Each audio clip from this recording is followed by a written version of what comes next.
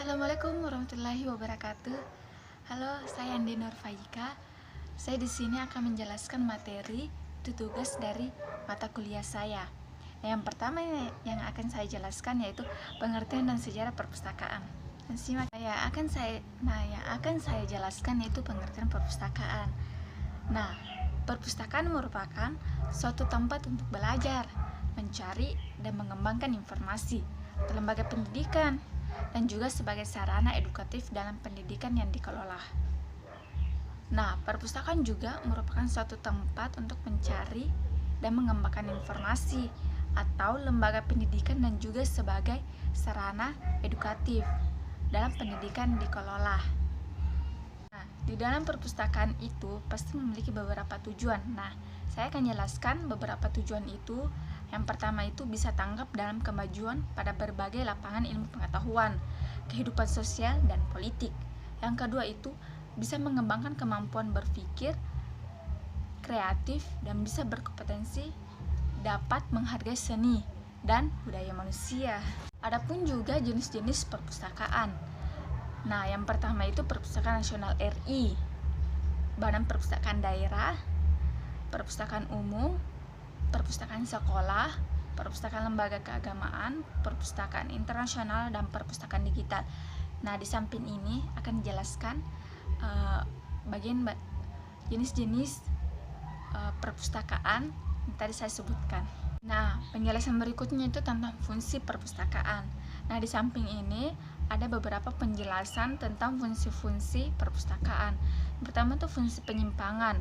Dalam fungsi penyimpangan, penjelasan yang samping, perpustakaan menyimpan koleksi, tetapi tidak semua koleksi yang dapat disimpan oleh perpustakaan. Adapun penjelasannya seperti fungsi informasi, fungsi pendidikan, fungsi rekreasi, fungsi kultural, penjelasannya ada di samping. Nah, terakhir dari penjelasan tentang perpustakaan ini yaitu sejarah perpustakaan, terutamanya di Indonesia.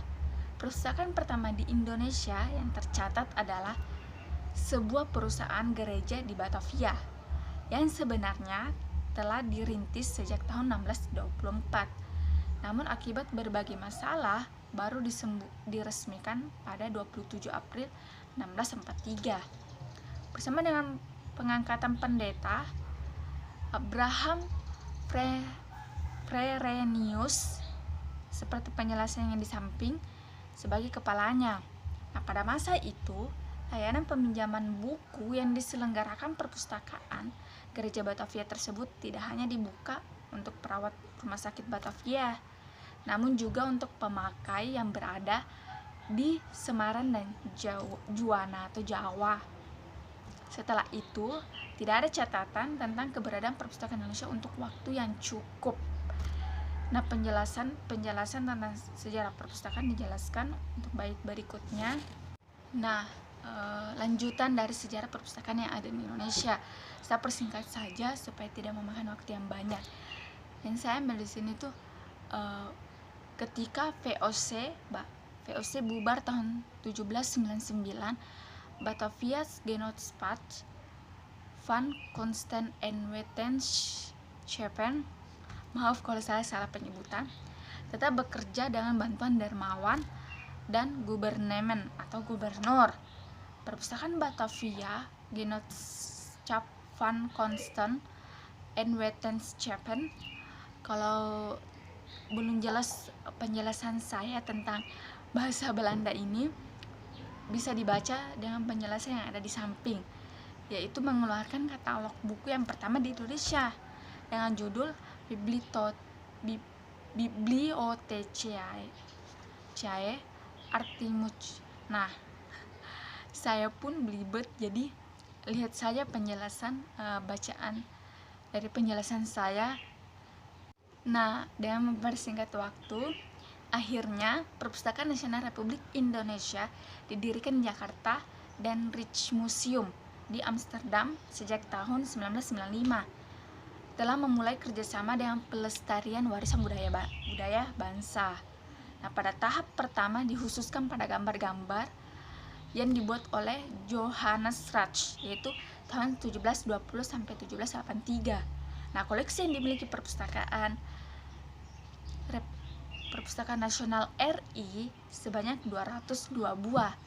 Gambar merupakan jumlah terbesar dari seluruh gambar Roach yang merekam peristiwa penting di Indonesia dan beberapa negara di Asia. Sebagai salah satu museum terbesar di negeri Belanda, Rijksmuseum juga memiliki gambar Johannes Bach, yaitu sebanyak 40 gambar. Nah, agar dapat didayagunakan oleh masyarakat, gambar Johannes Bach yaitu sebanyak 40 buah gambar. Nah, jika luas kedua pihak telah menjajaki kemungkinan untuk mengumpulkan koleksi tersebut dan dipublikasikan dalam bentuk pameran maupun terbitan. Nah, itulah penjelasan saya tentang materi yang saya bawakan, yaitu pengertian dan sejarah perpustakaan. Semoga yang melihat video ini, yang menonton video ini, semoga dapat menambah wawasannya, dan mohon maaf bila penjelasan saya tadi ada yang salah, karena manusia tidak luput dari kesalahan. Jadi terima kasih. Assalamualaikum warahmatullahi wabarakatuh.